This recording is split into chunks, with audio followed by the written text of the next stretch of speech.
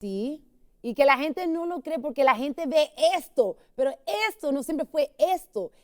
Esto comenzó de una madre que cruzó la frontera mexicana sola, de una madre que llegó a este país cocinando, de varias cocinas como cocinera, llegó de una madre que me acostaba cogía los cartones y me acostaba y me tapaba con toallitas de cocina en una esquina para que la jefa no viera porque no tenía quien me cuidara. Esto vino de una niña que se sentaba en una esquina en Hialeah, una ciudad aquí conocida en Miami, y cuidaba las flores para que mi mamá pudiera vender cuando la luz se ponía roja. Esto viene de tener que limpiar toiles con mi mamá.